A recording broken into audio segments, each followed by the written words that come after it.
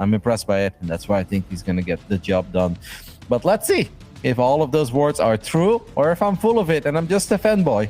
In the bottom right side, we're looking at the main base of our Croatian Protoss player, the only Croatian in the entirety of the DreamHack Master Regionals. This is Goblin. In the top left is the blue Protoss. It is ForJumy. So we have at least Showtimes and Gongfu. So I guess there are 3 German Protosses in the DreamHack Masters. Or am I forgetting someone really obvious? No, right? I think you're right. 3 German Protosses. It's a pretty specific thing, so I think you're right. I guess Cristiano was like almost half German at one point because he was living there for so long, but does not quite qualify. No, not quite. We can take a look at the standings in Group D. We're still very early on into the groups, so it really doesn't shake up the expected. Well, I guess right now actually is quite expected. Clem and Showtime leading the leaderboard, but with the third and fourth place, I mean, I really feel like that is up for grabs. I mean, Goblin taking it would not be too much of a surprise. He's a veteran at this point, and I think that is maybe even his own expectation. But with so many PvPs, it is actually really scary. And ForJumy, having defeated him recently, Art actually showing up in the PvP matchup as well. I mean, it's still a very scary group. So again, in the position where Goblin needs to get this series. ForJumy, I'm not mentioning his potential to get in the top 4 only because he's, I think, more of the newcomer, right? So the expectation for him, high hopes, yeah, I make it through. Maybe more realistic expectations, I just do really well. But for Goblin, yeah, the stress has got to be on just getting his own expectation, getting his own performance there. Top 4 or bust. And we had Harstam on the call earlier as well, and he also mentioned how Art defeated him in the DreamHack qualifiers. So that just goes to show that Art probably has a pretty nasty PvP because Harstam is very good in the matchup. So that's going to be an interesting story to follow in this group. And also it's kind of funny how all 3 German Protoss are in the same group. I didn't even make that bridge myself, but we have 8 players and 3 of them are from Germany and they all play Protoss. That's, I think, a first in DreamHack. That might just be, yeah. You might be right about that.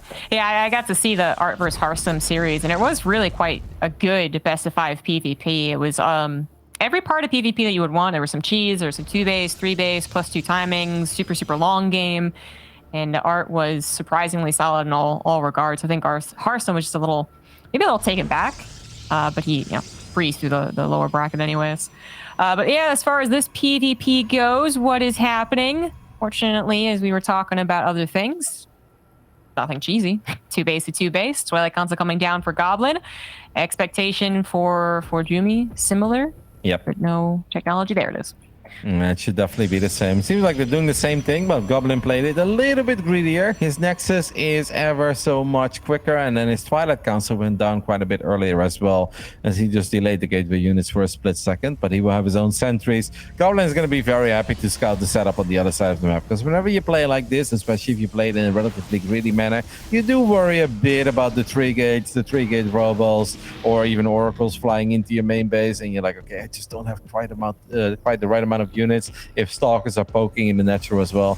Whenever you know you played greedy, but then you scout on the other side of the map and you see that your opponent has done the exact same thing, but way less greedy, even building a shield battery. Like right now, nothing has happened, but Goblin is actually winning this game just because he has been cutting a couple of corners and he gets away with all of them. I agree.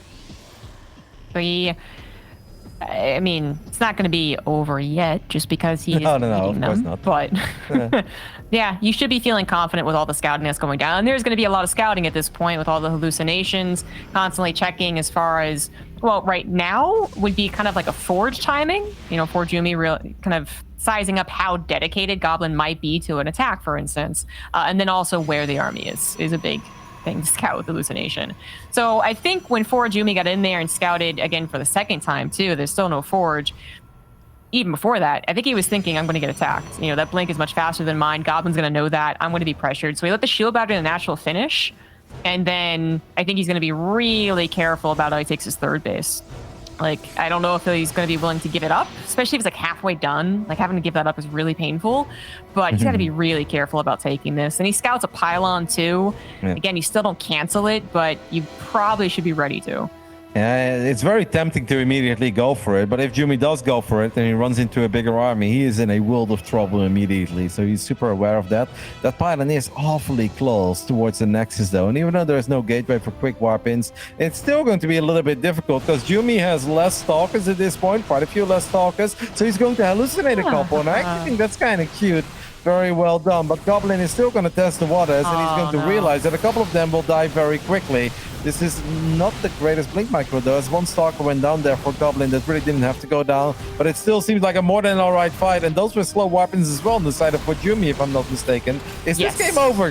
This is game over. It is, actually. Yeah, trying to defend that third base ends up being fatal. The two hallucinate stalkers is really cute, but then even if they were real, it still was, I think, a situation where Goblin was ahead on stalkers, right? So it didn't scare him away. And if you didn't scare him away, you're just going to lose the fight. Yeah. Again, even if the two stalkers weren't slow warpings, I still think you'd lose the fight. The shield bar not being done, all of the units not fighting all together at once, that was going to be fatal. And indeed it was for ForJumy trying to play this game out just because the Nexus isn't canceled. And he did kill a bunch of probes himself, but he lost a lot of army. Yeah, he was able to shade 2 adepts into the main base and natural, and he killed a lot of workers with it. So it would have been a great play if he wouldn't have lost the fight as one-sidedly as he did. I'm going to take another look at that because I'm convinced that was a slow warp and that pylon just seemed a little bit, it just seemed too far away, and that is super painful. Because if those stalkers immediately participate in the fight, then maybe you have that bit of extra firepower. Maybe you can drop a Guardian Shield if the sentries regenerate some energy. But yeah, you're just spot on. Like, it's like, even if they were real, Goblin had more, but they weren't real. So if you then fight, obviously the hallucinated stalkers don't deal any damage. That must have felt like a little bit of a gift almost for Goblin, where he's like, well, wasn't planning on ending the game, but if it happens, I mean, Cyril has a very famous quote where he once upon a time said on his stream, I was playing for the late game there. Instead, he died. And that's kind of what happened here. Yeah, I guess so. Yeah, I don't think you really... I mean, when you proxy a pylon, you might think that there's a chance you're going to win the game off of that aggression. But yeah, most of the time you're looking for advantages or a cancel. And if ForJumy had just given up, actually, especially once his adepts were clearly going to get a bunch of damage too. If he had, in that moment, split-second decision, really hard to make, but still, if he had that moment decided, I'm going to evacuate, lose the Nexus, lose the 2 slow warp-ins, because that just was unfortunate, he does kill a lot of probes, and he saves a lot more of his own probes, because he actually has an army to fight in his natural, right? Yeah. And it's still not a great game for him, but it's playable, but he just kind of was like, all the things were wrong. He was already a little bit behind. He already had that slow warp, and he had no shield battery. He was down in stalkers, and then he tried to commit, and that was not going to work out. So, yeah, GG. Sometimes you just have to cut your losses. You cancel the Nexus. Okay, you lose 100 minerals. You lose the pylon. You lose another 100 minerals. But if you can get out of that with a 10 worker advantage, because in the natural, A, you have speed weapons, and B, he had a shield battery there. So indeed, if ForJumy just takes the loss, takes a little L by sacrificing the Nexus, but then the 2 adepts, even if they don't end up killing 12 probes, because obviously there's no fight happening, but they get 6 or 7, even then it is completely fine. Because don't forget that he had much quicker +1. Not even sure if Goblin had a forge towards the end of the game there. But yeah, that's a bit of a shame. The game did not have to end there, but this man was dreaming a little too big, trying to deal economic damage, trying to get quicker upgrades, and trying to go up to 3 bases. In the top right side, the young, lovely German Protoss player that is ForJumy.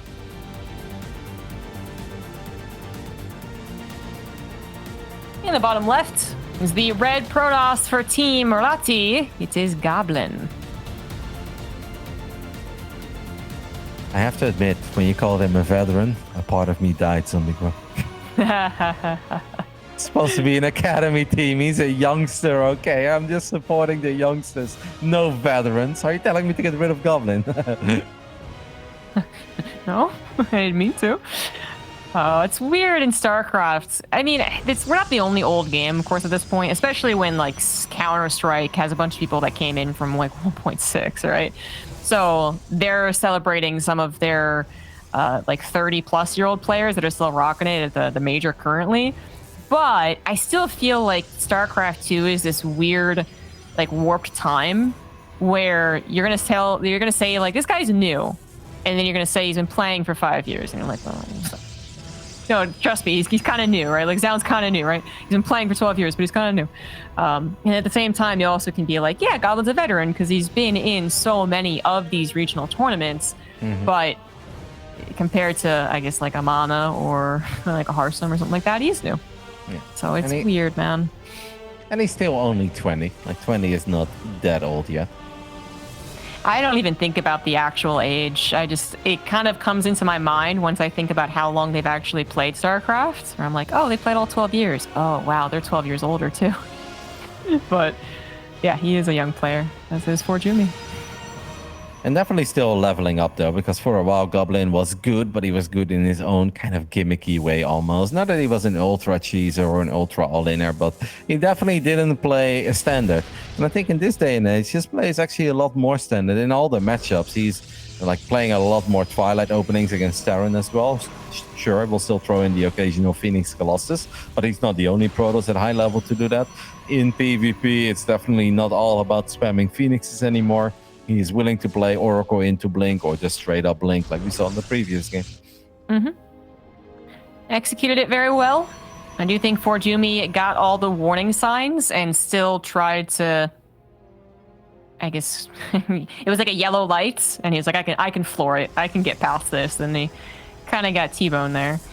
So I think it might come down to even nerves in that point. Nerves are a lot more obvious when we see his, arm movement mistakes from yesterday. That was a lot more obvious. Or forgetting charge, definitely nerves. But even a game like that, where it's very possible he ended that game and he was like, what was I thinking? Like, why did I do that? Why did I try and save that? And it just has to do with kind of keeping your head clear in a very stressful scenario. These movie scenes where you do something and then you feel like time goes really slow. I feel like that really amplifies to SC2 whenever you have a slow warp-in on a bad moment.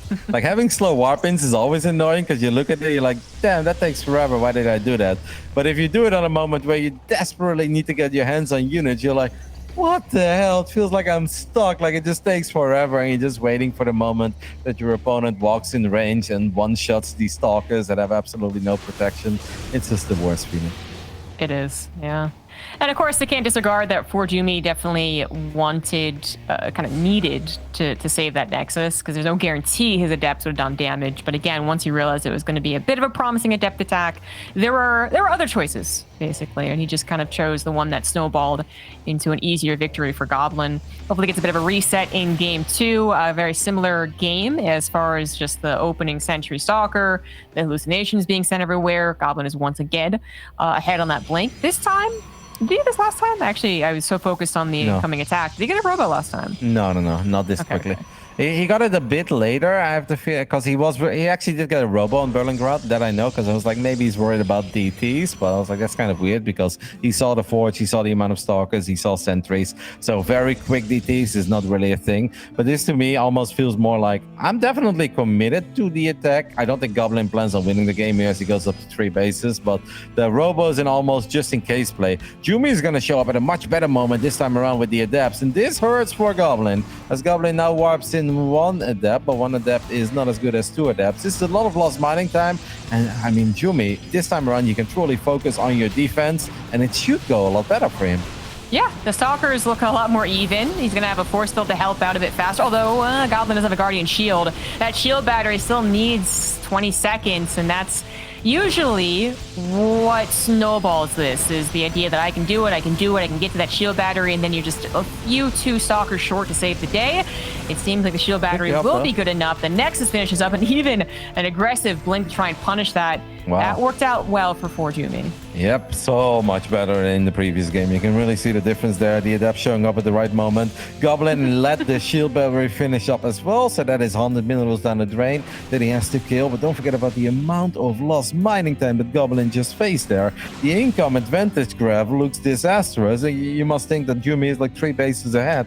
That is absolutely not the case. So now Goblin is going to drop his own Dark Shrine in the main base. He did pick up all the sentries, correct? Yeah. So it's a bit harder for ForJumy to scout now, but whenever you feel like you're in a good spot in PvP, you always ask yourself the question, what could I still lose to? And 9 out of 10 times the answer is, okay, DTs, I'm totally not ready for DTs, so let's make sure that I will get ready for DTs. Yeah, Jumy is in a fantastic spot here. And when you're on 3 bases and almost saturated, it's not like it's a big cost for you to protect yourself against DTs. Like the Robo is something you're eventually going to get. You're going to delay it as long as possible, but getting it now, making sure you don't die to DTs, excellent choice, because there are DTs on the way, more Adepts from that middle proxy pylon. So actually going to do a lot of damage, and Goblin is already kind of shaking his head from the failed attack earlier. He's probably clicked on the Stalkers, saw that he was behind on that upgrade, is now losing more probes. Let's say Adept in the main base. This is going from bad to worse, and of course they scout the Dark Shrine. Yeah, Goblin is in a world of trouble here. That attack, as good as it was in the previous game, this time around was a bit of a disaster, and Yumi is just finding W's left, right, and center at this point. He has got an 11 worker advantage. He's got a full upgrade advantage. Goblin doesn't even have a Forge. Yumi already has +1 up and running. Fires up +2. He's gonna get a couple of safety cannons after scouting the Dark Shrine, and even gets a Templar Archive. And the only thing that Goblin can look for is a couple of Stalkers on the left side and DTs in the natural line. So this is actually a good little wombo combo there. Goblin finds a couple of stray Stalkers, is now going to try to get a cancel on the Nexus as well. And I feel like with this amount of Stalkers, he should be able to cancel that Nexus, as Yumi is still busy dealing with those DTs. Yeah, that was a wombo combo. It was perfectly timed. Also, what the heck? There's 3 Stalkers on this side of the map? What?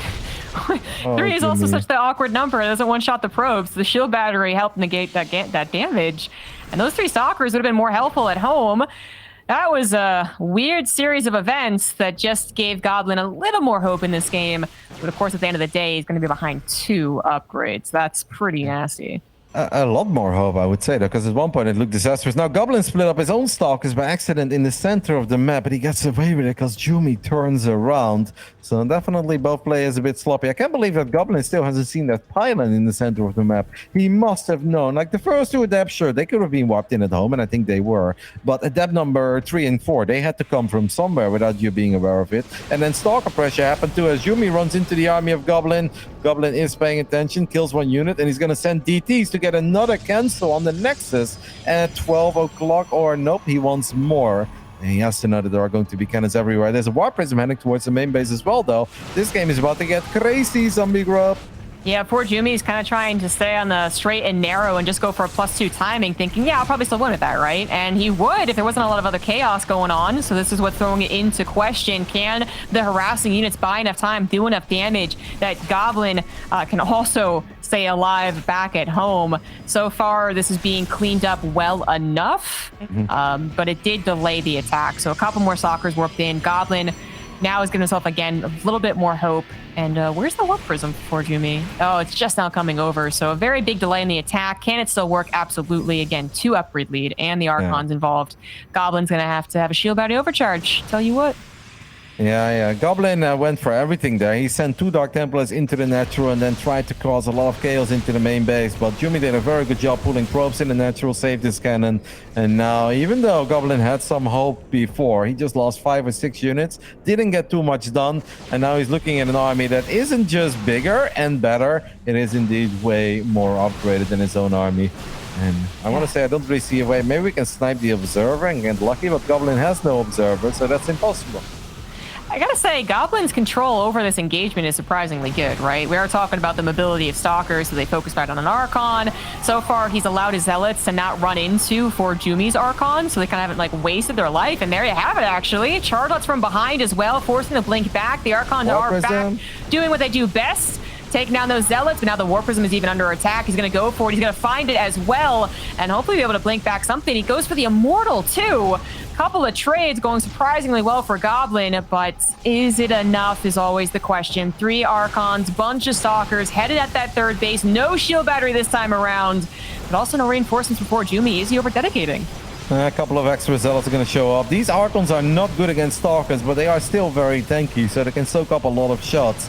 And Goblin is still in all the trouble. Does have quite a bit of money in the bank. Has 10 gateways. With 10 extra units, I want to say he should be able to stabilize here. He could use battery overcharge, because I don't think he has used that one yet. Use it then. He doesn't use it. Ends up losing the Nexus. Should be able to win the last bit of this fight. But there are some extra units from ForJumy showing up.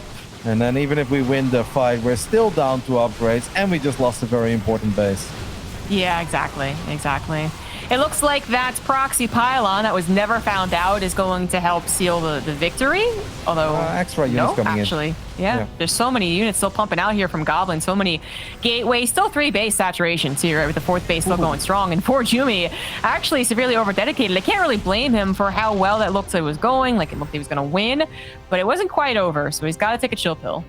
Oh, I wish that Goblin would have used battery overcharge there, because then that could have turned into an absolutely amazing sequence of events. That fight will still play out in a similar way, if not even better, right? Because then Jumy spends more time attacking that Nexus, and even if he gets it, he's going to lose the fight in a much more one-sided manner. Goblin now has the bigger army for the first time in a long time, and is going to try to be as annoying as humanly possible with a couple of Blink Stalkers. There are disruptors out, but if the army is pure Blink Stalkers, in a weird way, it would actually be better for Jumy to spam a couple of Immortals now, rather than trying to go up in the disruptor count. Yeah, I see where you're going with that. As far as the shield battery overcharge, I think that was a problem of timing, right? Like, the pylon had only just recharged the shield battery. Repowered, rather, not recharged. Repowered. Yeah, but so it's that like was a 2-second thing. Yeah, come on. 2 seconds is a lifetime in StarCraft 2 Zombie Grub. What am I paying this kiddo for? I mean, I was trying to give credit to your boy, but you're just taking it all away. It is what it is. He's done. Fine. The shield battery overcharge of ForJumy that time actually saving his Archon's life. He still can't get ahead of himself. Oh! Only getting a very, very weak stalker there. That would have been so much worse. Goblin, that's a lot of credit to give to this guy, man. He is making moves to bring back a game that looked like it was going to be sealed. And not because of the fight, just the other circumstances. He was up against a vastly superior army with 2 upgrades in the lead, and he's still up against a Titan here. He's up against someone with disruptors and again an upgrade lead, but he makes all the right moves. It gives me confidence that if we do have disruptors from Goblin as well, let's say 4 of them, that we could even start to level out here, and it's going to be a long PvP. Yeah, no, I do absolutely agree. And in a weird way, disruptors are not the best unit to just end it, right? Because nobody wants to be that guy when you have disrupt attack and your opponent doesn't. You run to the other side of the map and you actually kind of whiff the Novas, you lose the fight, and you're like, man, I just completely blew the massive advantage I had. And they're also not particularly great against buildings. So it's a hard unit to just close a game out with. And Goblin is very good at being a very annoying play and just running around with pure gateway units. Like, these are actually very good traits, as there is a War Prism in the back of the natural. Warps in a couple of Zealots, but Jumy is all over that one, and will be able to take care of these Zealots without too many issues. Talk about a nuisance, though. He didn't even do any more hull damage to the shield. The War Prism, it's still alive. It's still going to be very annoying. And then a Proxy Pylon, too, might get a quick cancel, even kill if ForJumy's not paying attention, and currently he is not. He really wants to attack. Yeah. He wants to use his advantage, but that is going to be difficult, as Goblin is just insistent on taking these trades, buying so much time. This recall is actually a bit awkward. Okay, a lot of disruptors came. It does not save the Nexus, though.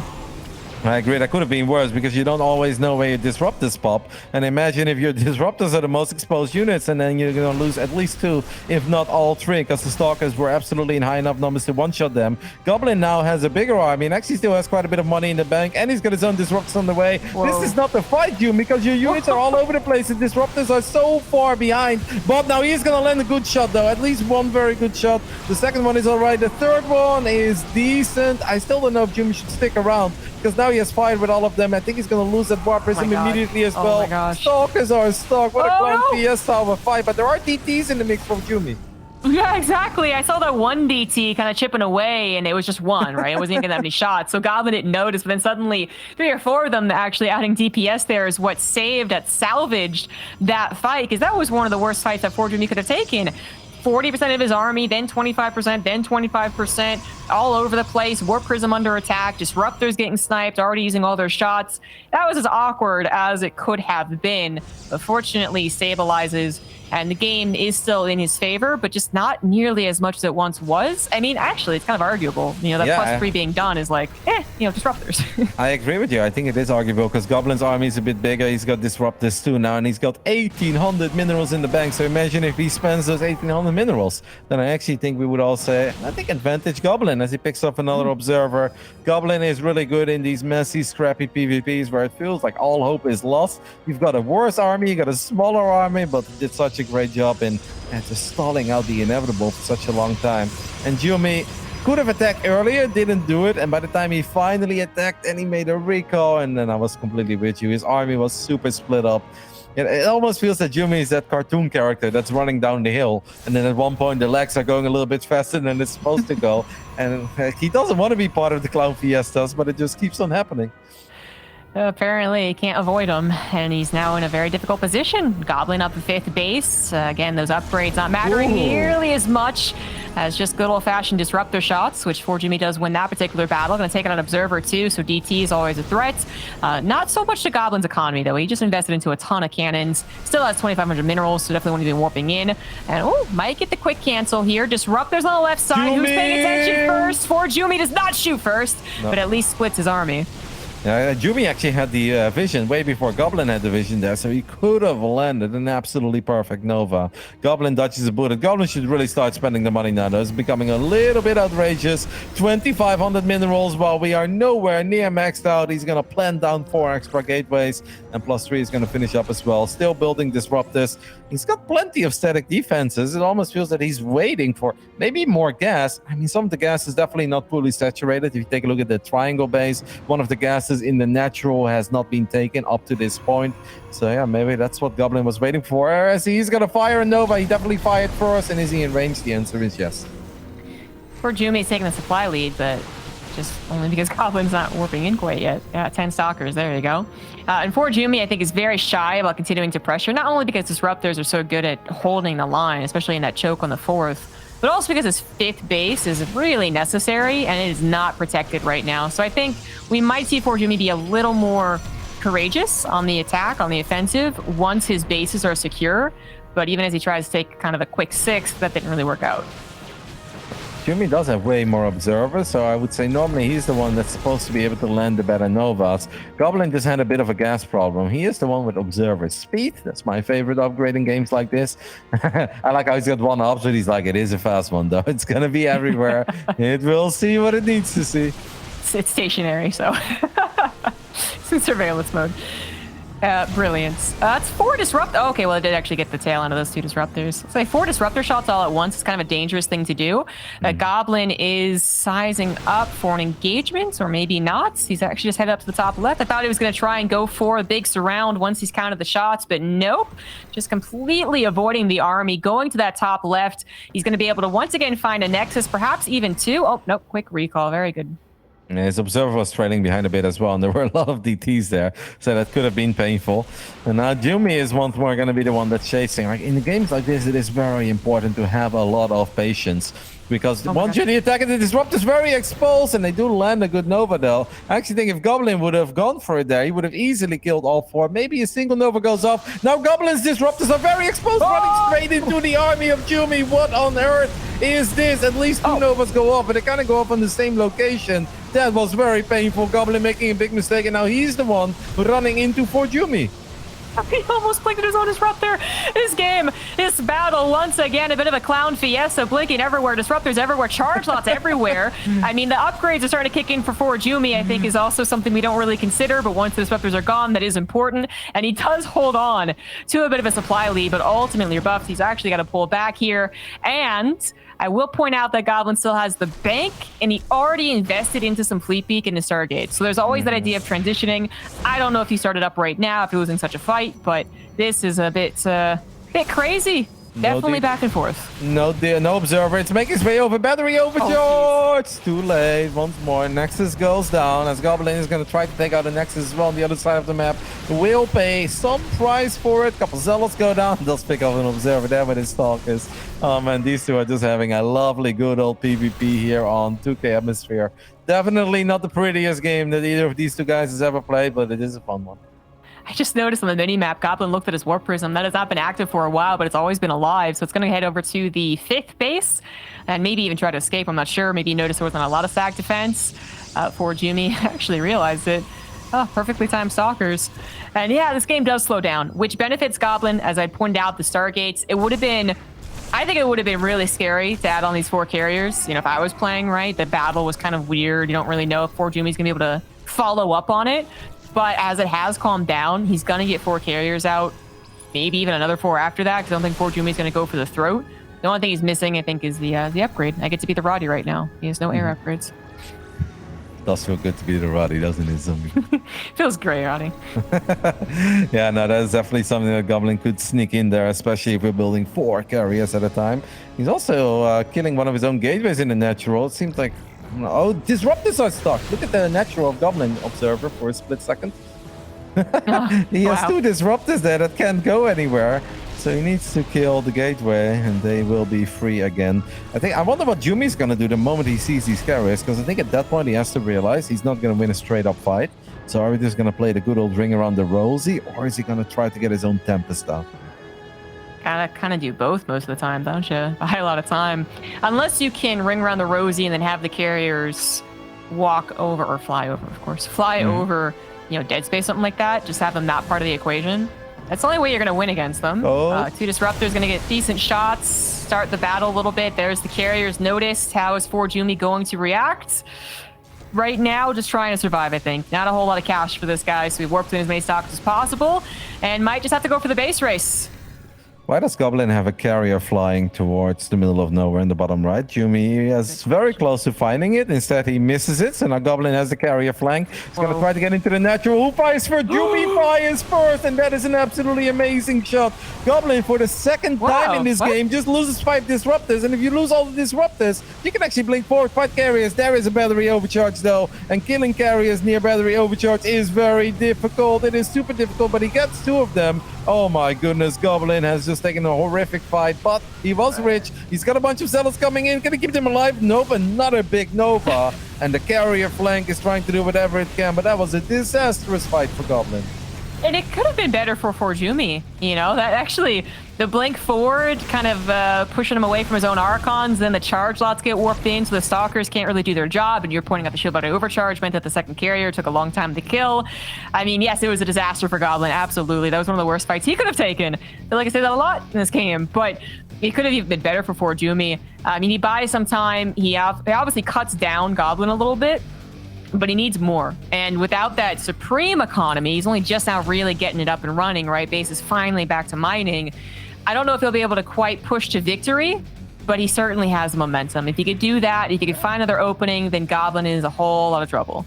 Yep, I mean, carriers are not that great in low numbers, and they are definitely not great if you don't have too many disruptors to protect them. I think Goblin's going to be forced to give up on this base, but this base is so important. Will the Stalkers go for the carriers? The answer is yes. Will Goblin be able to save? Battery! Not in time to save that carrier, and Goblin will be forced to tap out after an absolutely ridiculous 25-minute game, which he could have lost at minute 7 or 8. Instead, got himself in a magnificent spot down the line, but then not once, but twice lost 6 disruptors all by themselves. And that's kind of what it was. Good on ForJumy for cutting the head off the snake, actually getting the victory. Goblin definitely should have given up that base, but yeah, it was just one of those, well, he probably still loses even afterwards. The only thing is that since the battles had been so awkward for both of them, I could have also envisioned a world where Goblin gives up that base, pulls back to stack defense, and then ForJumy gets a little too excited, and we have another bit of a clown fiesta fight. But anyways, he does everything he needs to win that game. Yes, a bit later than you would expect for how the early game went, but well done ForJumy. And yeah, that fight for Goblin, the cares and disruptors. The reason I kind of shouted what was because the first 6 disruptors getting bopped by 1 or 2, that sucked. But then he had 2 more that weren't being focus fired, and they just didn't shoot at all. They didn't even try. It was, I think, very clear he had not that he hadn't hotkeyed all this stuff, but just that he wasn't really thinking of how to take the fight because it was such a surprise to him. So he just didn't do any really the micro you'd expect. And the average unspent resources for Goblin in that game, which is not a stat that I look at all the time because it's not that relevant if players are maxed out. But Goblin was, I don't think at any given moment in this game maxed out. Got very close to it maybe once he had the 4 carriers, but I don't think he was ever maxed out. Average unspent resources was 1,300. That's way too much in a game of the DreamHack Masters where you really need to get a W. So Goblin definitely having some great moments. That hold when he was down 2 upgrades and he had an inferior army was fantastic, but it was still a game that at 1 point or 2 points actually he was absolutely supposed to win, but a couple of disrupted donations and here we are, game 3. Yeah, those disruptors, absolutely brutal to lose like that. Really the only way that's ForJumy was going to win the fight. But it's really cool that he did it, not just because it was one of those games where he was kind of supposed to win, but that it clearly showed that he had like the mental game to it. That was a really tough game. You were winning, then the micro wasn't going your way. You're just kind of wasting all of your timings because the guy kept bothering you, and then you wondered, oh my gosh, did I actually lose this game? And he still was able to pull through and win it, and looked kind of calm on the camera as far as I was looking. So I don't know. That might have actually given him the confidence boost he needs to take game number 3. It is all tied up. And the fun thing is, we are now heading into Blackburn. So that is for the first time in this series. We're going to take a look at one of these maps where you are supposed to go for the 1-gate fast expand pilot on the low ground. And we're going to potentially have a Phoenix battle on our hands. But I know both players have been trying to shy away from that a little bit over the last few months. So I'm really curious to see how this one plays out. In the bottom right side, we're looking at the main base of a man who, if he wants to make it into the playoffs, he absolutely needs a W here in his second best of 3 of the group. The Croatian Protoss player, Goblin.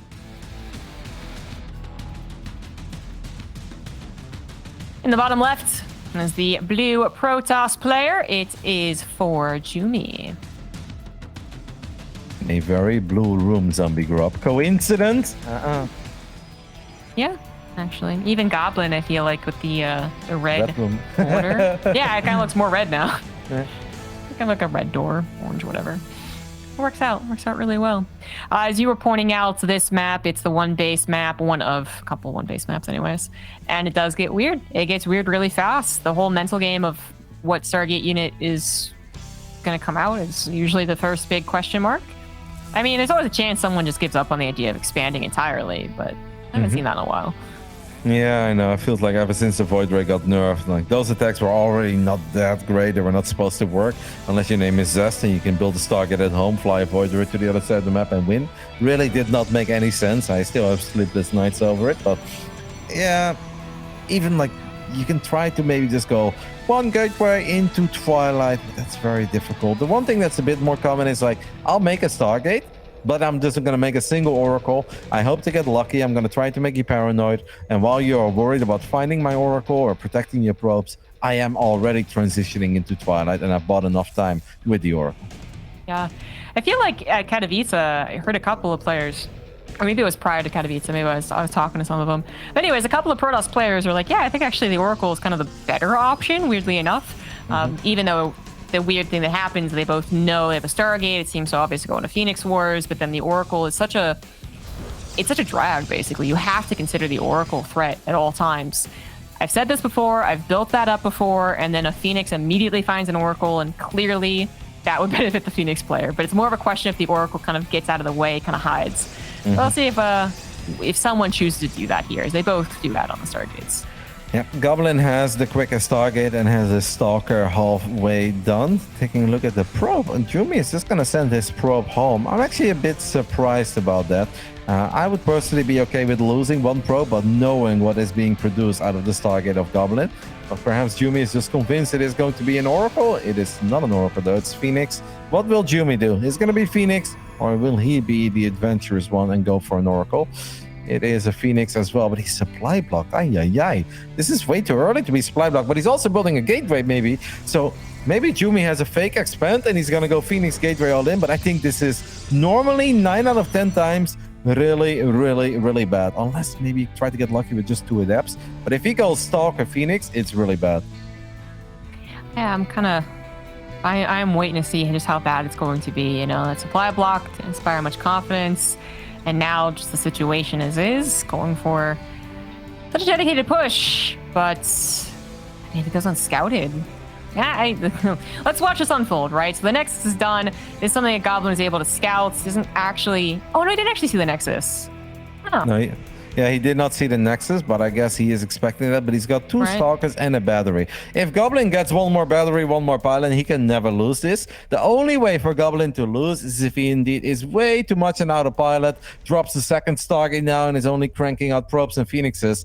But this is a very... Oh, okay, Goblin drops the Twilight. That is a way that it could work for ForJumy. Goblin is just keeping the Phoenixes at home now. He is paranoid about something. Oh no, he has no idea. Okay, maybe it could work with Jumi. This is going to be pure pain. Goblin does get a backup island. The probe could give the heads up. That probe is massive. That probe is so big. Maybe. Is it too late? Is it too late? Is it too late? I don't know if it's going to be too late, man. Phoenix more obviously going to go in favor of Goblin if it's just Phoenix to Phoenix, especially with the shield battery, but it's the question of the ground as well. Shield battery overcharge. That's going to be a bit too much to chew on for ForJumy. Push back for now. Can he get anything with the second attack, though? I can't believe that Goblin is building another gateway now. Like, it just needs units, needs batteries. Maybe Goblin just feels like it's over, but it's not over yet. You need to take this about as serious as you can humanly can, because you're up 8 workers. You're obviously ahead in almost every regard, as long as you hold. Now Goblin's like, hey, I have a forge. Maybe I should build a cannon instead of a gateway. ForJumy knows that it's now or never. He's going to send in the Stalkers, but I think the Phoenixes and the batteries are just too good, and I feel like we are seconds away from that second overcharge, and then ForJumy is in all the trouble. Exactly. Yeah, I guess Goblin, I mean, they're playing a little bit with fire, right? A bit of a delayed reaction, but the fact is that he did have a decent number of Phoenix that didn't use their energy at any point in time, right? So absolutely a better situation would have been ForJumy finding Blink maybe halfway done and then 2 or 3 Phoenix instead. And imagine so many less lifts, like 5 less lifts, 5 more Stalkers for ForJumy. This might have snowballed already. Goblin was still being a greedy guy, trying to get Blink, but yeah, it's I think it's already done. ForJumy's going to try and make his way out of this commitment, adding in his own Twilight Council. Well, the 2 adepts could be very annoying because the Phoenixes have used most of their energy. I'm going to take a look. Maybe 1 lift is available. ForJumy gives up on it, and he's going to try to play a macro game from here on out.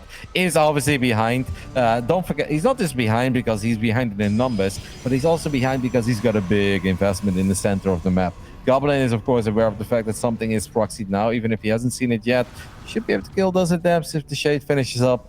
And that's kind of the biggest problem. You turn it into a macro game, and then you lose power to a pylon and 2 gateways, and you just, once more, even further behind than you already are. The Dark Shrine, okay.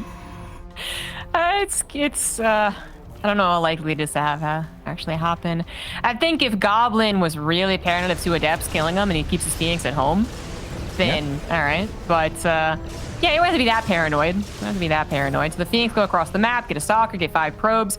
They do not scout the main base, so they do not see the Dark Shrine. That still gives hope for ForJumy.